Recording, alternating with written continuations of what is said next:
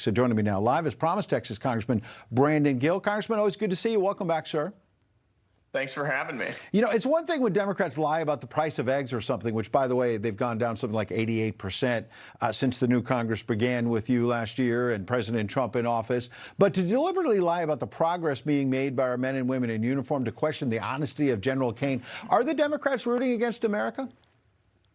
Of course they are. The Democrats are rooting against anything that this president does. If the president could implement world peace tomorrow, the Democrats would be against it. If the president could bring inflation down to negative levels, the Democrats would be against it. No matter what he does, they're going to oppose him, especially ahead of a presidential election. And, you know, that's the kind of political cynicism that people get tired of.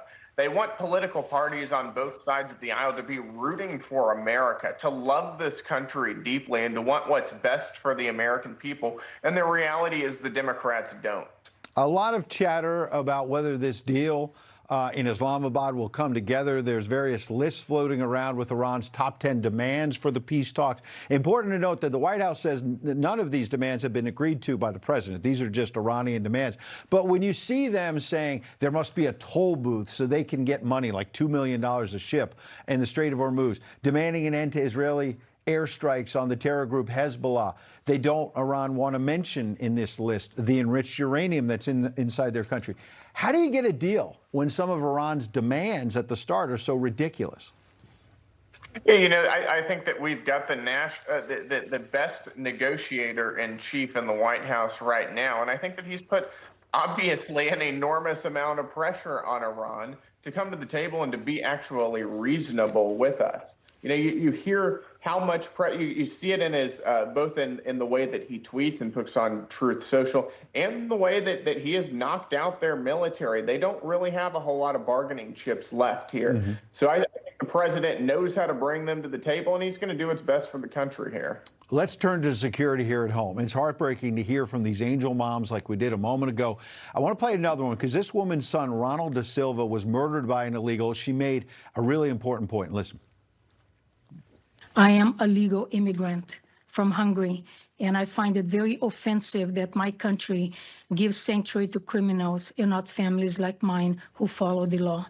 Now, your Republican colleague, Congresswoman Maria Salazar from Florida, is touting the Dignity Act, a bill that would give a pathway to citizenship for any illegal that crossed the border before 2021. Well, you're calling it amnesty flat out. Can you stop this, or is this going to get some momentum because some of your Republican colleagues feel like they need to move to the middle before the midterms? Well, let's be very clear. This is an amnesty bill. This is a bill that would allow 12 million or more illegal aliens who are in the United States right now to be able to stay here, to not be subject to deportations anymore. That is the definition of amnesty. It would also hamstring the president from carrying out the deportations that he was elected to do. It would also allow illegal aliens who have previously been deported to come back into the United States under certain conditions. That's a problem. That is a huge betrayal of everything that Republicans ran on in the last election cycle. Mm-hmm. So I've been fighting nonstop to kill this bill, to make sure that it does not get a vote in committee, to make sure it definitely does not get a vote on the House floor, because this is a grotesque betrayal. Absolutely. I want to talk also about this rather extraordinary on-camera statement we got today from the First Lady of the United States telling me to stop lying about me. I did not have some big connection to Jeffrey Epstein. But then she went further even than her husband by calling for Congress to hold hearings with sworn testimony from victims. Listen. I call on Congress to provide the women who have been victimized by Epstein with a public hearing specifically centered around the survivors. Give these victims their opportunity to testify under oath in front of Congress with the power of sworn testimony. Congressman, I don't have to tell you, the president upset some of his own supporters by calling some of this a hoax earlier in the debate. Why do you think his wife would go further than him? And do you agree with her that we need those kinds of hearings for the victims? I think anything we can do to help the victims is something that we should be focused on. I think whenever the president was talking about, made the comment about this being a hoax, what he was referring to is the fact that Democrats have weaponized this entire process against the president, and that is wrong. It is wrong to weaponize grotesque sexual assault against a man who had nothing to do with any of this. So we have been doing multiple investigations on the House Oversight Committee that I sit on in Congress, and the DOJ has been working on this as well. So, I applaud the First Lady for standing up for victims here. Interesting. So you believe there will be such hearings. You're a Republican who supports this. You're on the Oversight Committee. We're going to hear from these victims, according to you.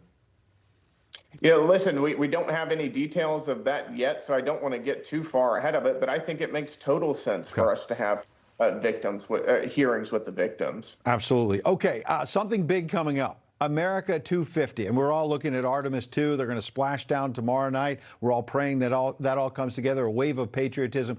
As we approach America's 250th birthday, what makes your district special? We're asking every member of Congress that comes on, what makes you proud to be an American and is special about that part of Texas, sir?